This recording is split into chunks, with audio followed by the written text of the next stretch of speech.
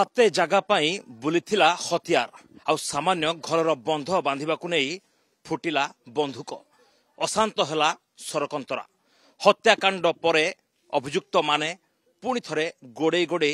तांको दादा ज्ञानरंजन को आक्रमण कले। ज्ञानरंजन आम सहित अच्छी अभियोग होची जे दिन 9टा बेले सुधांशु खुंटिया को रास्ता उपरे दुर्बृत्त माने गोड़े गोड़े गुली कले और परवर्ती समय जितेबाला से हस्पिटाल नेले हस्पिटाल मृत घोषणा कला घर को आसिले बापा को घर भितर बंधक रखिले और ज्ञान को यही भाव में अतर्कित भाव आक्रमण कर थरे आपण पुतुरा को गुलीमाड़ कले तथापि अभियुक्त माने पुणी थे आपन आक्रमण कले ए केमती मानसिकता सर एमान आगुरी बापा और दी पुओ सब डरा धमका करती सुधांशु खुंटिया को जी मृत हेले एमती आगुरी भी डरा धमका कर घर को आसी पाटुंड भी कर आम जेहतु आम घर एपटा एपटा से दादा पुतरा भल पाए सी जाए ड्यूटी आम गोटे जगह ड्यूटी करूँ एम्स रे आज सका मुझे घर को आसी ड्यूटी नाइट ड्यूटी सारिकी तो जना पड़ा माने रवि के गुली मार देछि आम सब दौड़ा दौड़ी गलु देखला बेलू गुली मार होई आम समस्त अटोरे भर्ती कर नवा भितर डॉक्टर से डेथ घोषणा कले। हत्याकांड पछर असल कारण कौन आप कारण हूँ विलासिनी प्रधान ना प्रॉपर्टी अच्छी विलासिनी प्रधान हूँ रवि माँ ना प्रॉपर्टी अच्छी प्रॉपर्टी दी जन हूँ लिगालियर बापा सुकांत प्रधान और रवि बापा हूँ बड़ पुओ जी पठाणी प्रधान ये दुई जन हूँ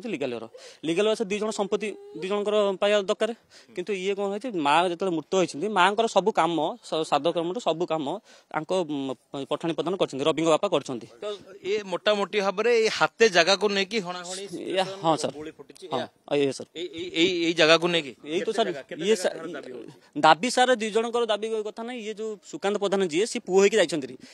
प्रॉपर्टी सी भाग नहीं रही माने ससुर प्रॉपर्टी नहीं जाती एठे जो विलासिनी प्रधान घर विलासिनी प्रधान ये निज घर विलासिनी प्रधान हजबैंड अलग घर विलासिनी प्रधान प्रॉपर्टी दी पुओ शेयर रही दी पुओ शेयर भौणी अच्छा सुभाषिनी प्रधान विलासिनी प्रधान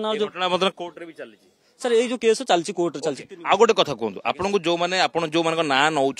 को मैंने हाणिले सर मत सुकांत प्रधान पुओ हूँ छवि प्रधान बो धरी मो मुंड को चुटिकी धरी से बेले मो बापा भी अच्छा मो बो अच्छा सहित जो तमा प्रधान से माने भालू छवि भालू छवि तो जो मैंने आपन को आक्रमण कर ही आपण पुतुरा हत्याकारी ना एथि सुपारी दिया सुपारी मत लगुच कहीं जो रिसेंट घटना घटे सान पुओ ना